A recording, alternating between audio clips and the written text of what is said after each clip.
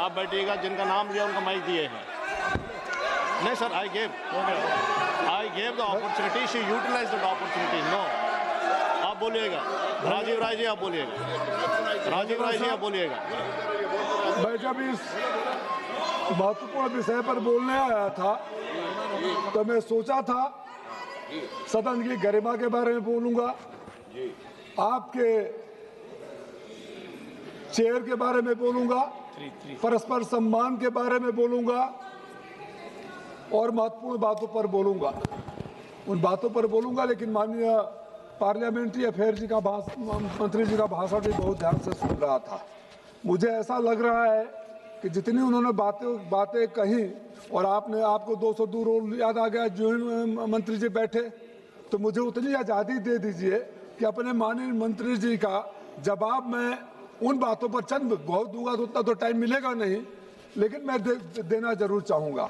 अच्छा लगा, सुबह चेयर से भी नेहरू जी याद आए, स्वर्गीय राजीव गांधी जी याद आए, आपने कसीदे कर दिया, मैं मुगल बादशाह भी याद आ गए, बस अटल बिहारी वाजपेयी याद नहीं आए। अरे मैं तो जब से इस उम्मीद में कि एक दिन इस पवित्र हाउस में आऊंगा, स्वर्गीय चंद्रशेखर जी, मेरे गुरु जनेश्वर मिश्रा जी, श्रद्धेय नेताजी जिनके चरणों में रहा और अटल जी का भाषण सुन सुनकर सीखते रहा हूं।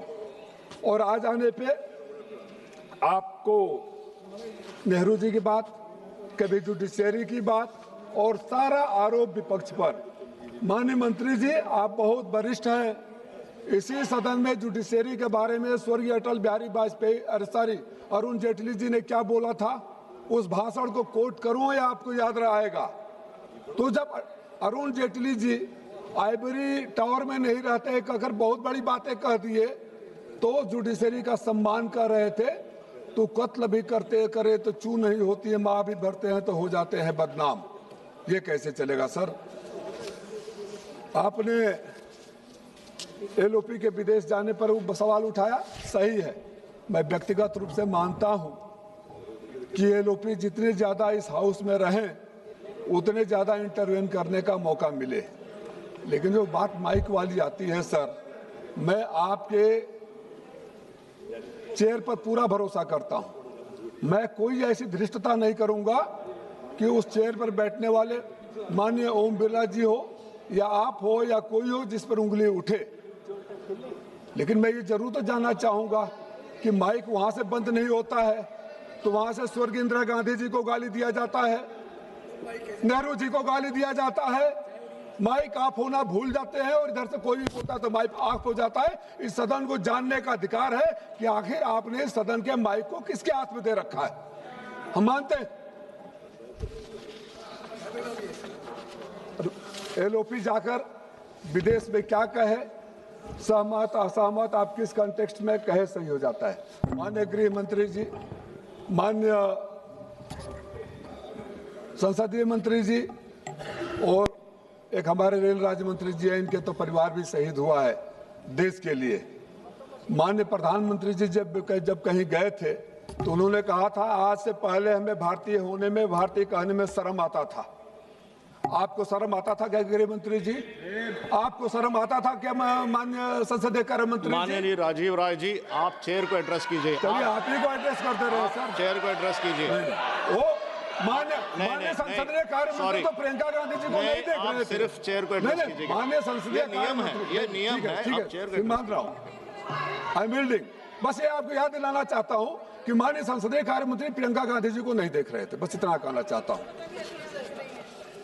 सर। सबसे पहले बहुत सारी बातें हैं, एक एक करके आएंगे। आपने कहा कि एलओपी ने अरुणाचल प्रदेश के बारे में, तब के तत्कालीन रक्षा मंत्री जी ने क्या कहा था। आपके ही भारतीय जनता पार्टी के सांसद, अगर मैं सही हूँ, मैं हाउस में नहीं था, वरिष्ठ लोग थे, अरुणाचल के सांसद कहते थे रोज चीन हमारे देश में घुस रहा है।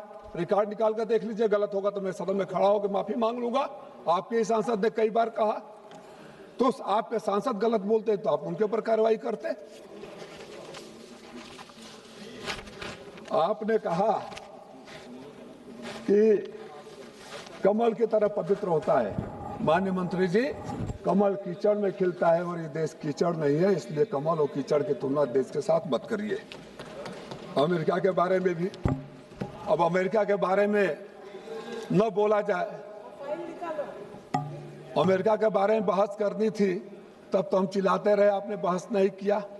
इस सदन में जब दिल्ली गैस का चैम्बर बन गया था, लोगों का दम घुट रहा था, तो आपने वंदे मातरम पर बहस शुरू करा दिया, ये सोचकर के राष्ट्रभक्त हो जाएंगे। और हम पूछते रहे कि 5 लोगों का नाम बता दो जो वंदे मातरम का अगर गोली खाए हो, जेल गए हो, फांसी पर चढ़े हो। कोई नहीं, हर चीज आप लेना चाहते हैं। मैं विषय पर आऊंगा। माननीय अध्यक्ष जी, सर्वप्रथम मैं लोकसभा के अध्यक्ष के इस गरिमामयी पद के प्रति अपनी गहरी आस्था व्यक्त करता हूं, सम्मान व्यक्त करता हूं। अध्यक्ष केवल इस सदन का पीठासीन अधिकारी नहीं है, बल्कि एक गंभीर परंपराओं, विशेषाधिकारों के संरक्षक है। और मैं व्यक्तिगत रूप से भी, मैं बात आगे बढ़ाऊं उससे पहले स्पष्ट कर दूं, हाँ, व्यक्तिगत रूप से भी माननीय ओम बिरला जी का को बहुत ही बेहतर इंसान समझता हूं। आप कह रहे थे कि इतने 0 आवर में दिया गया, इतने सप्लीमेंट्री क्वेश्चन दिया गया, इतनी बार बोलने का मौका दिया गया। मैं मंत्री जी मानता हूं, मैं भी एकाध अवसरों पर सच को बोलना चाहिए, सच को बोलना भी बहादुरी और हिम्मत का काम होता है। एकाध अवसरों पर भी मैं भी माननीय स्पीकर साहब के चैम्बर में गया और कहा कि मुझे लोकसभा में बड़ी विषम परिस्थिति है, मुझे बोलने का मौका चाहिए, और वो स्पीकर जी ने मुझे मौका दिया, इसके लिए मैं उनका आभार व्यक्त करता हूँ। तो क्या सदन में इस बात पर नो कॉन्फिडेंस मोशन आया है क्या कि आपने 0 आवर में मौका नहीं दिया, सप्लीमेंट्री में मौका नहीं दिया? किस विषय पर आया है? किस विषय पर आया है? डिस्टर्ब मत होइए, अभी तो पूरा बाकी है सर। डिस्टर्ब मत करिए, जानबूझ के इधर भी भूमिहार करने वाला है। स्पीकर का पद गरिमामयी होता है और स्पीकर पर उंगली उठाना ऐसा नहीं होता है कि व्यक्ति विशेष के ऊपर उंगली उठाते हैं। हम नो कॉन्फिडेंस मोशन पर बात कर रहे हैं, हमने एक रिजोल्यूशन भी दिया हुआ है, उस रिजोल्यूशन पर चर्चा करेंगे। तो मैं कहना चाहूंगा कि आप बीमारी के सिम्टम के बारे में चर्चा करना चाहते हैं, उसके डायग्नोसिस और क्योर के बारे में चर्चा नहीं करना चाहते। ये मौका, ये परिस्थिति पैदा क्यों हुई? आपने कभी सोचा है ये हालात पैदा क्यों? मैं जानता हूं, चाहे इधर के हो चाहे उधर के हो, कोई खुश नहीं है, कोई ये नहीं चाहता कि नहीं ये स्पीकर को हटा दो। किसी का खेत का झगड़ा है क्या?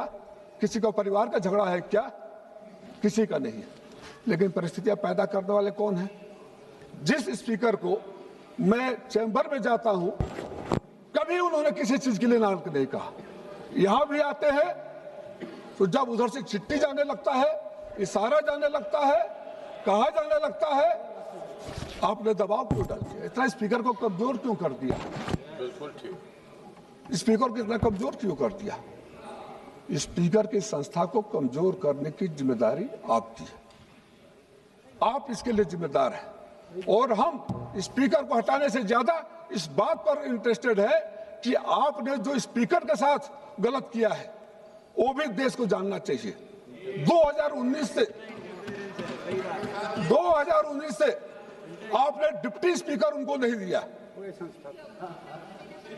आपने अकेले उनको छोड़ दिया, 9 लोगों को पैनल में डाल दिया। और बुरा नहीं माने, मैं किसी का प्रत्यापान नहीं बोलना चाहता हूं, किसी का प्रत्यापान नहीं बोलता हूं। 9 लोगों में बहुत सारे लोग ऐसे भी आते हैं जिनको देखकर ऐसा लगता है कि माननीय ओम बिरला जी कब चेयर पर बैठे, उनकी बातों को सुनकर।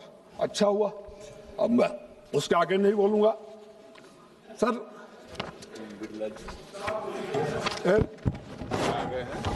समझ सर, इजाजत चाहूंगा सर, मेरी।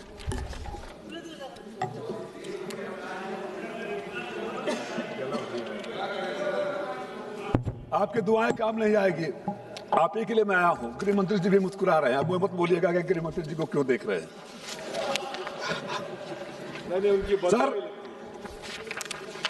क्लासिकल अथॉरिटी थे एस्किन में, उन्होंने कहा था the chief characteristic of the office of speaker is absolute impartiality. Can you imagine the absolute impartiality in this house under the present government? We do not allow the speaker to function independently. That is the whole cause of all this chaos. It didn't want this resolution to bring here. आपने ऐसे कर दिया। नेहरू जी को आप coat कर रहे थे। नेहरू जी ने कहा था कि it is the symbol of nations freedom. Speaker ji की फ्रीडम है। स्पीकर साहब के फ्रीडम का उदाहरण दूं कुछ। लोकसभा और राज्यसभा स्पीकर टीबी अलग अलग होता था ना। आपने लोकसभा टीबी लोकसभा स्पीकर के अंडर में होता था, राज्यसभा टीबी राज्यसभा के स्पीकर के अंडर में होता था। आपने मर्ज कर दिया। उसका सीईओ किसको बना दिया आपने? उपराष्ट्रपति के सचिव को बना दिया।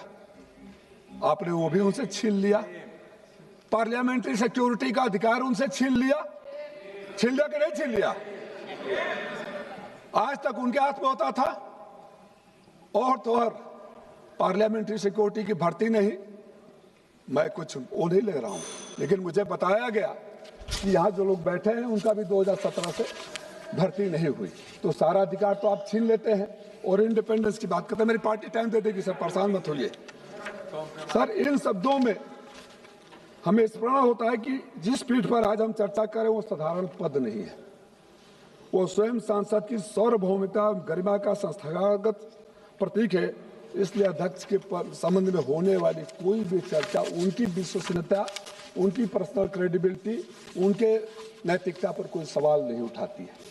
हम तो महोदय आपसे कहना चाहते हैं कि संवैधानिक पद पर संविधान का अनुच्छेद 93 में स्पष्ट रूप से निर्धारित किया गया है, जिसमें लोकसभा के अध्यक्ष और उपाध्यक्ष दोनों का निर्वाचन का प्रावधान है। इसके अतिरिक्त अनुच्छेद 94 में सदन के प्रस्ताव के माध्यम से अध्यक्ष के त्यागपत्र या हटाए जाने की प्रक्रिया निर्धारित की गई है।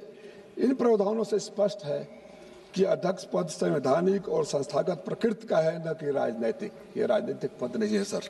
अध्यक्ष सरकार का नहीं बल्कि पूरे सदन का सामूहिक इच्छा और उसी गरिमा का प्रतिनिधित्व करता है। आज से 3 बार पहले भी नो कॉन्फिडेंस मोशन आया है। तीनों बार कोई स्पीकर हटाया नहीं जा सका। और आज भी सबको पता है कि मेजॉरिटी किसको है। कोई रॉकेट साइंस की जरूरत नहीं है, कोई अंधेरे में तीर मारने की जरूरत नहीं है। ये बहस इसलिए हो रही है कि सच बाहर आए, डायग्नोसिस हो, जिससे लोकतंत्र की मर्यादा के लिए, लोकतंत्र की रक्षा के लिए, आपके स्थान की मजबूती के लिए, आपकी इज्जत के लिए ये इस बात पर बहस हो सके। आप कृपया अपनी बात समाप्त कीजिए। सर मेरी पार्टी टाइम दे देगी, मेरे नेता बैठे हैं। 5 नाम दिए हैं और 10 हो जाएगा सर। आप कृपया समाप्त कीजिए, कंक्लूड कीजिए। मैं एक उदाहरण दूंगा सर। आप बात कर रहे थे यूके की। यूके में हाउस ऑफ कॉमन्स में माननीय मंत्री जी, जो स्पीकर का पद होता है उसको इंडिपेंडेंट रहने के लिए उसके खिलाफ जब वो स्पीकर जाते हैं 5 साल बाद इलेक्शन लड़ने, तो कोई पार्टी अपना कैंडिडेट नहीं खड़ा करती है। तो उनके ऊपर कोई दबाव नहीं रहता है। रूलिंग पार्टी हो या अपोजिशन हो, सर पता कर लीजिएगा। वो आके पार्टी कैंडिडेट नहीं खड़ा, वो अनअपोज इलेक्ट होकर आते हैं। यहाँ के दर दय और भय और दहशत में नहीं रहते हैं सर। तो कहीं सीखने में क्या बुराई है? हम क्यों नहीं कह सकते फिर स्पीकर के ऊपर कोई कुर्सी ना, उंगली ना उठाए? मैं आज भी उंगली नहीं उठा रहा हूँ। व्यक्तिगत रूप से बहुत बेहतरीन इंसान है। आपने उनको स्वतंत्रता छीन ली है और इस मुगालते में है कि शायद आप अच्छा रहेंगे जो आप डेमोक्रेसी के साथ कर रहे हैं। चर्चा होती है, क्यों इलेक्शन कमीशन की चर्चा होती है? इसी हाउस में मैंने इलेक्शन कमीशन के कारनामों को इलेक्शन कमीशन के रिकॉर्ड से लहरा कर पूछा था, किसी ने जवाब नहीं दिया। आज आपने प्रिविलेज कमेटी तक को नहीं बनने दिया 1.5 साल में, और सांसदों के साथ आपके अधिकारी अपमान कर रहे हैं। पूछिए, आप उधर के लोग भी तरसते होंगे। अब बनी है ना, अब बनी है। और माननीय अध्यक्ष जी के पास जाइए, सर हमारा ये अधिकारी अपमान कर रहा है, वो कहते हैं राज्य का मामला है। आपने उनकी स्वतंत्रता को खत्म कर दिया। धन्यवाद जी। आप कंक्लूड कर रहा हूं सर, 2 लाइन कंक्लूड कीजिएगा प्लीज। कंक्लूड कर रहा हूं। याद रखिएगा जो आपने लोकतंत्र के साथ किया। साहबों को साहिब किरदार से हटना पड़ेगा, साहबों को साहिब किरदार से हटना पड़ेगा। एक न एक दिन आपको भी सरकार से हटना पड़ेगा, और जिस दिन हट जाएंगे उस दिन आप